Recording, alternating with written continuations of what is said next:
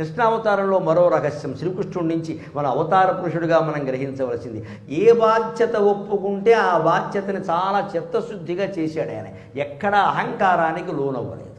ధర్మరాజుకి చక్రవర్తికి సలహాలు ఇచ్చేటప్పుడు ఎంత ఉన్నతంగా ఉన్నాడో అర్జునుడికి రథసారథ్యం వహించి గుర్రాలు కడిగేటప్పుడు కూడా అలాగే ఉన్నాడు ఆయన.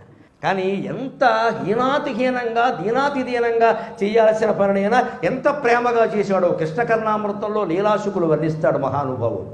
ఆయన సాయంత్రం అయిందిట, యుద్ధం అయిపోయింది, విరామంట. అర్జునుడు వెళ్ళిపోయాడు హాయిగా, రథకుడు కదా. 4 గుర్రాలని తీసుకుని ఈయన చెరువు దగ్గరికి వెళ్ళేట, కడగాలి గుర్రాలని. ఎలా కడిగేట? ఉట్టినే కడుగుతారండి. నకనియమిత కండూన్ పాండవస్యందనాశ్వాన్ అనుదినమభిషించన్ అంగుళిస్థై పయోభిః. నకనియమిత కండూన్ పాండవస్యందనాశ్వాన్ అనుదినమభిషించన్ అంజలిస్థై పయోభిః. అవతు వితతగాత్రగా తోత్ర నిశ్చ్యూతమౌళికి. అవతు వితతగాత్రగా తోత్ర నిశ్చ్యూతమౌళికి. దశన విధృత రశ్మికి దేవకీ పుణ్యరాశి.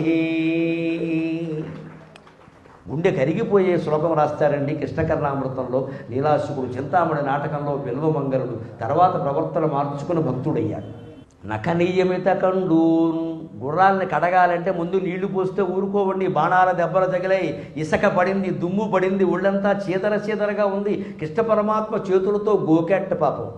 ఒప్పుకున్న పని ఖచ్చితంగా చేయాలి. అది బంట్రోతు పనా మహారాజు పనా మనకు అనవసరం. ఒప్పుకున్నాం కదా చేయాల్సిందే. అంతే. అది ఎంత తక్కువ పని అయినా సరే, ఎంత ఇబ్బంది అయినా సరే, చేతులకు ఎంత మట్టి అంటినా సరే, కల్మషం అంటినా సరే ఒప్పుకున్నాం చేయాల్సిందే.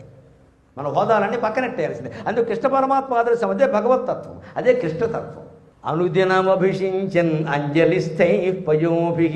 పళ్ళతో పగ్గాలు పట్టుకున్నాడు, గోళ్లతో గోకుతున్నాడు, చెరువులో ఆయన దిగాడు, పంచె పైకి కట్టుకున్నాడు. అందుకని మళ్ళీ ఆ జారిపోకుండా ఏం పంచె పైకి కట్టుకున్నాడు, బిగించి కాశీకోక కట్టాడు. గట్టిగా నడుము దగ్గర బిగించాడు, కాశీకోక కట్టాడు. అప్పుడు దోషులతో నీళ్లు తీసుకుని చక్కగా చిన్నప్పుడు యశోదాదేవి ఆయన తొంగిళ్లలో పడుకోబెట్టుకుని బేసిన్లో నీళ్లు పోసుకుని దోషుడు నీళ్లు ఎలా పోసిందో అలాగే గుర్రాలను గడిగేటండి ఆయన.